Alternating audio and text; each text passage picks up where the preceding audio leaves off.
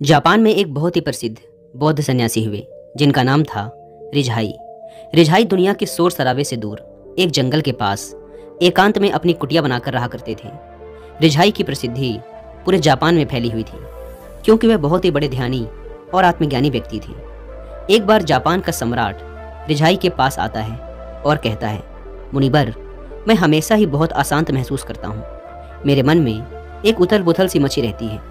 हालांकि मेरे पास बहुत सारा धन और वो सारी सुख सुविधाएं हैं जिनके लोग सपने देखते हैं, फिर आखिर क्यों मेरे अंदर इतनी अशांति और व्याकुलता है। रिझाई ने कहा, इसका जवाब आप खुद जानते हैं, बस आपने कभी खोजा नहीं। क्या आप एक प्रयोग करेंगे जिसके बाद आपके जीवन में किसी भी प्रकार की कोई अशांति और व्याकुलता नहीं बचेगी। यह सुन सम्राट उत्साहित हो गया और बोला, बताइए मुनिवर, क्या करना पड़ेगा मुझे।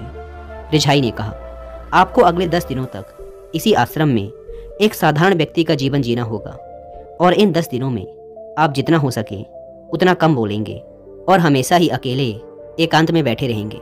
सम्राट रिझाई की बात से सहमत हो गया। पहले दिन सम्राट का मन रोज की तुलना में ज़्यादा अशांत और उथल पुथल से भरा रहा।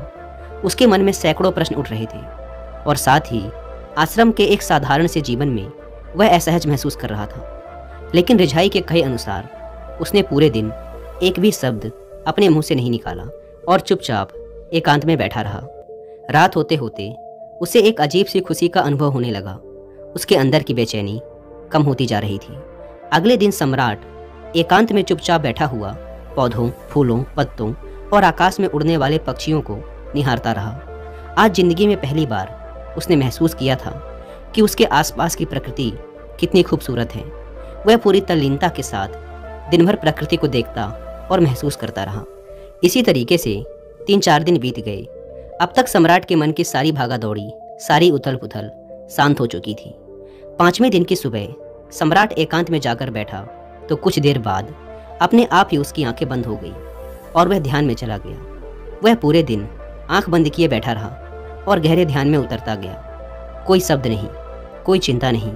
सम्राट अंदर से अनंत शांति और आनंद से भर गया था।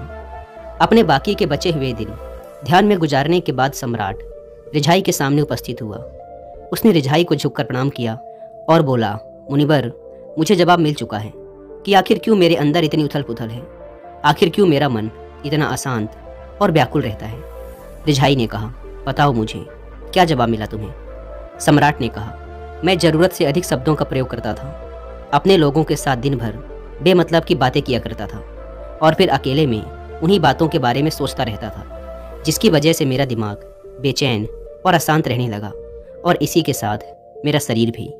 और इसके परिणाम स्वरूप मैं अपने किसी भी काम को ठीक तरीके से नहीं कर पाता था और फिर मैं अपने लगभग हर काम में असफल होने लगा और इस असफलता की वजह से मैं और भी ज़्यादा उदास और क्रोधित रहने लगा, जिससे मेरा जीवन एकदम नीरस हो गया था। लेकिन इन 10 दिनों में मैंने महसूस किया कि मैं अपने जीवन को गलत तरीके से जी रहा था और मैंने यह भी सीखा कि आपको ध्यान करने की ज़रूरत नहीं है, बल्कि ध्यान तो अपने आप होता है जब आप स्थिर, शांत और मौन होते हैं।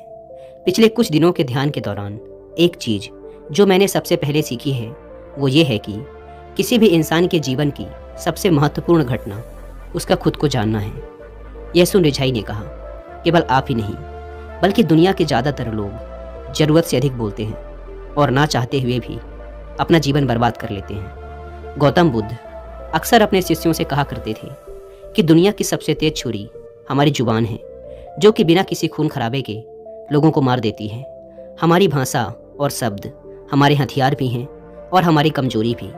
अगर सही सोच के साथ सही समय पर सही शब्दों का उपयोग किया जाए तो यह इंसान को सफल बना देता है। लेकिन अगर शब्दों का यही खेल उल्टा हो जाए तो यह इंसान की ज़िंदगी को नरक भी बना सकता है। एक बार गौतम बुद्ध से उनके एक शिष्य ने पूछा, गुरुदेव, आप ज़्यादातर समय मौन क्यों रहते हैं। बुद्ध ने कहा, क्योंकि मौन में मैं अपने अंदर के परमात्मा को सुन पाता हूँ। मौन खुद के भीतर उतरने की पहली सीढ़ी है। मौन हुए बिना खुद को जान पाना असंभव है। खुद को जानने और समझने की पहली शर्त यही है कि आप मौन हो जाओ। ज़्यादा बोलना दिमाग को अव्यवस्थित कर देता है, जिससे हमारे मन पर हमारा नियंत्रण समाप्त हो जाता है। जो लोग ज़्यादा बोलते हैं वो कभी भी केंद्रित नहीं हो सकते और अगर आप केंद्रित नहीं हो सकते तो आप जीवन के सत्य को नहीं समझ पाएंगे। इसके बाद रिझाई ने अपनी बात समाप्त की और सम्राट अपने महल वापस चला गया। दोस्तों, आपने भी कई बार ध्यान दिया होगा कि जो लोग ज़्यादा बोलते हैं वो अक्सर लोगों के बीच हंसी का पात्र बन जाते हैं, और जो कम बोलते हैं वो अपने शब्दों पर अडिग रहते हैं। लोग उनका सम्मान भी करते हैं और उनकी बातों पर भरोसा भी।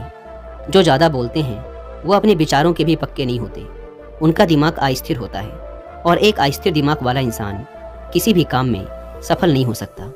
अगर एक इंसान ये जानता है कि उसे कब, कहाँ और किस बारे में बात करनी है, तो ऐसे इंसान का व्यक्तित्व बहुत ही आकर्षक बन जाता है और वो जो भी करता है उसमें सफल होता है।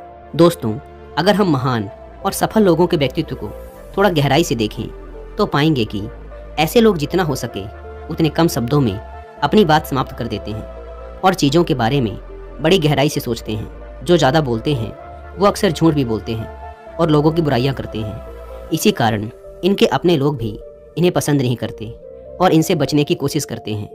हमारे भारतीय उपनिषदों में भी कहा गया है कि हमारे शब्द वास्तविक ब्रह्म शक्ति हैं। यहाँ ब्रह्म शक्ति से मतलब हमारी आंतरिक जीवन शक्ति से है। ब्रह्म का अर्थ है ज्ञान। मौन से धैर्य आता है, धैर्य से ध्यान, और ध्यान से हम अपने जीवन के प्रति जागरूक हो जाते हैं। इसीलिए अगर हम ज़्यादा बोलते हैं तो हम मौन को खो देते हैं, जो कि हमारे शांत और स्थिर जीवन का पहला आधार है। तो चलिए दोस्तों, आज से कुछ दिनों के लिए हम भी केवल ज़रूरत की बातें ही करेंगे और अपनी बातों को बहुत ही कम शब्दों में समाप्त करने की कोशिश करेंगे। वह अपने जीवन में भी मौन को स्थान देंगे, और अगर हो सके तो दिन में कुछ समय के लिए एकांत में मौन होकर बैठने की भी कोशिश करेंगे। मुझे पूरा भरोसा है कि इससे हमारे जीवन में सकारात्मक बदलाव जरूर आएगा, और हो सकता है कि आप में से कुछ लोग उस सम्राट की तरह खुद को दोबारा से खोज लें।